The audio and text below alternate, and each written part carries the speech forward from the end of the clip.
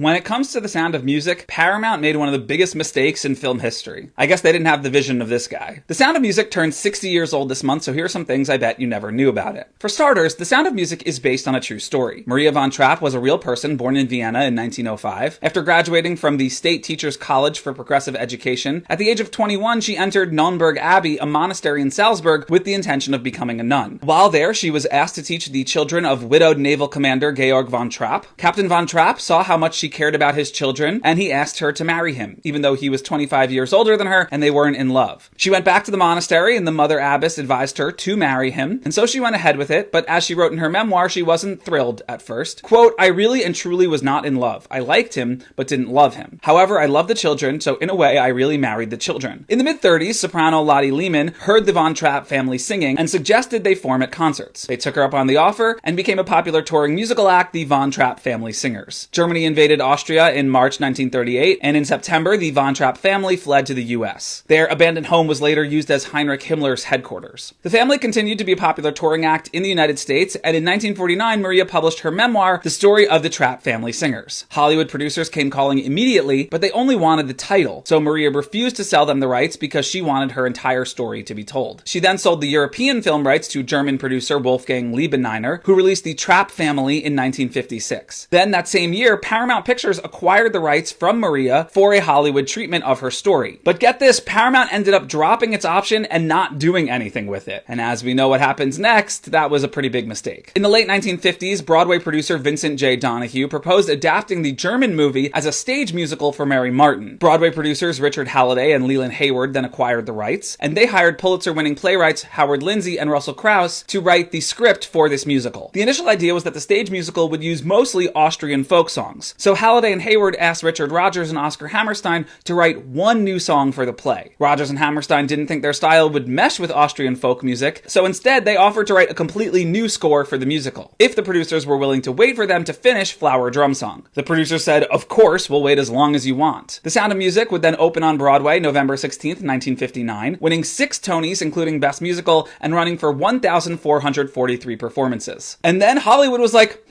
maybe we missed something here. And in June 1960, 20th Century Fox bought the film rights to the stage musical for $1.25 million, which is equal to more than $13 million today. Fox then hired Ernest Lehman to write the screenplay. Lehman had written The King and I Movie, North by Northwest, and West Side Story. The stage musical and subsequent movie condensed, fictionalized, and heightened a lot of what happened in Maria's real life. It also created amalgam characters for the children and invented some characters completely, like Rolf and Max were not real people. When Ernest Lehman was turning the musical into a movie, he cut some songs and rearranged their order. Do Re Mi is a confined number on stage, but in the movie he made it a grand montage. And then Fox went looking for a director and considered Robert Wise, who made West Side Story. But he was busy preparing The Sand Pebbles, so they considered the stage version's director, Vincent Donahue, as well as Gene Kelly. But in January 1963, Lehman invited Ben-Hur director William Wyler to see the musical on Broadway. Wyler hated it, but Lehman wouldn't take no for an answer, and so Wyler reluctantly agreed to direct and produce the Sound of Music film. Wyler and Lehman then went on a scouting trip to Austria, but the writer could feel Wyler's hesitation about the project, and so he secretly sent the script to Robert Wise, who was now facing delays on The Sand Pebbles. By September 1963, William Wyler dropped out of The Sound of Music, and Robert Wise, who was impressed with the script, came on board to direct. Though Wise did tone down some of the sweetness and sentimentality in Lehman's script. Wise also disliked the opening aerial sequence because it was similar to how he opened West Side Story, but he couldn't think of a better opening, so it stayed. They then got Richard Rodgers to write An Ordinary Couple and I Have Confidence specifically for the movie. Sadly, Oscar Hammerstein never got to see the Sound of Music film because he passed away in 1960. The script was finally locked on March 20th, 1964, and then came time to cast the film. Lehman and Wise's first choice for Maria was Julie Andrews, but they also considered Grace Kelly and Shirley Jones. Wise and Lehman got to see footage of Mary Poppins before it was released, and the director said at the time, "Let's go sign this girl before somebody else sees the film and grabs her." Andrews was hesitant at first because of the treacliness of the theatrical version, but when the writer and director shared their vision and that they were going to make it more serious, she signed on. Julie Andrews signed a 2-picture deal with Fox for $225,000, which is equal to more than $2.3 million today. Captain Von Trapp was a little bit harder to cast. They considered Bing Crosby, Yul Brynner, Sean Connery, and Richard Burton. Christopher Plummer was a well-known theater actor at the time, and Wise really wanted him for the part, but he rejected the offer several times. It wasn't until Wise flew to London to meet the actor and explain their version that Plummer finally agreed. But it was contingent on him getting to rework the character in the script. Plummer's input made Von Trapp stronger, more forceful, and more complex, with a wry sense of humor. They conducted hundreds of interviews and auditions auditions for the children in the US and the UK. Kids like Mia Farrow, Patty Duke, Leslie Ann Warren, Terry Garr, Kurt Russell, and the Osmonds all auditioned but didn't get cast. Charmin Carr, who played Liesl in the film, was a model who worked part-time in a doctor's office. She had no acting ambitions at the time, but after Wise saw a photo of her, they brought her in and she got the part. She only did one TV pilot and guest appearance after The Sound of Music and quit acting in 1966. The real Maria von Trapp has a brief uncredited cameo as a passerby alongside her daughter and step-granddaughter during I Have Confidence. Song and dance rehearsals began in February 1964. Max Bro and Dee Wood, who choreographed Mary Poppins, did The Sound of Music as well, including the Lonely Goatherd puppet choreography, while the Landler choreography was accurate Austrian folk dance. Sketch artist Maurice Zuberano created extensive storyboards for the film, illustrating every scene, and then Wise and art director Boris Levin used those as a guide when building the sets and directing the film. Fox gave The Sound of Music a budget of $8.2 million,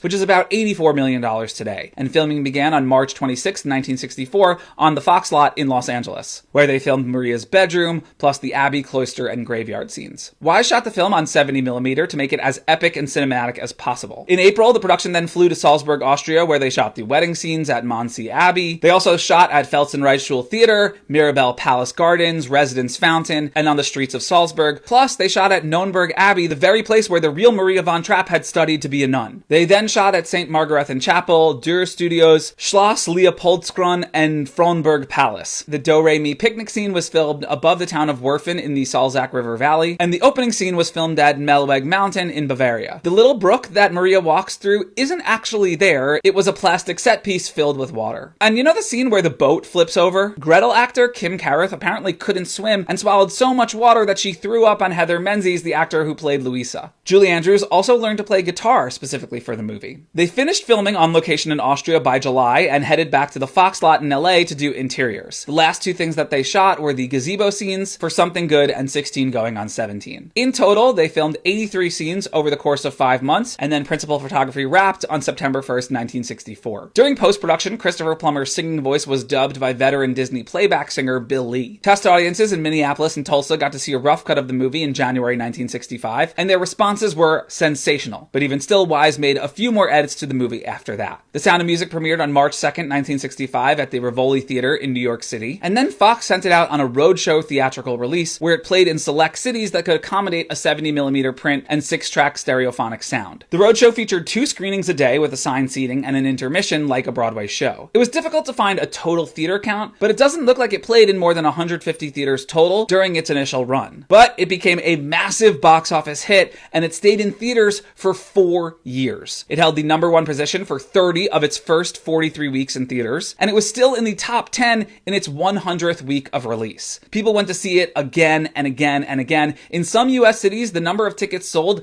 exceeded the total population. It was also hugely popular outside the US, breaking box office records in 29 countries. By December 1970, it had made $121.5 million total worldwide, which is about $1 billion today, and it was the first film to gross more than $100 million total. It also broke Gone with the Wind's 24-year box office record. According to the numbers, after all of its re-releases, its gross is $286 million total, and it's estimated that The Sound of Music has sold about 283 million movie tickets total over time. And according to Guinness, when you adjust for inflation, it's the 6th highest grossing movie ever with a $2.984 billion gross. The soundtrack, as a result, became massively successful as well, hitting #1 on the Billboard charts. It stayed in the Billboard Top 10 for 109 weeks and in the Top 200 for 238 weeks. The album sold more than 20 million copies total worldwide, and in 2015, Billboard named it the 2nd greatest album of all time. But critics were mixed on The Sound of Music when it first came out. Some hated it, and some loved it. Legendary reviewer Pauline Kael called it the sugar-coated lie people seem to want to eat, while Philip K. Schauer of the Los Angeles Times described the film as 3 hours of visual and vocal brilliance. Today, 83% of the 77 reviews assessed by Rotten Tomatoes are positive. You know who else hated the movie? Austrians. It only ran for 3 days in Salzburg back in the 1960s, with locals rejecting the movie, saying it wasn't authentic. The Sound of Music would get nominated for 10 Oscars in 1966, including Julie Andrews for Best Actress, and it won 5 total: Best Scoring, Best Film Editing, Best Sound, Best Director, and Best Picture. AFI put it at number 55 on its 100 Years, 100 Movies list. It put it at number 4 on the Top 100 Musicals musicals, and 3 songs, The Sound of Music, My Favorite Things, and Do Re Mi, made its list of the top 100 movie songs. And in 2022, Variety put it at 87 on its list of the 100 greatest movies of all time. ABC paid $15 million to show the movie one time on TV, February 29th, 1976. That's equal to $88 million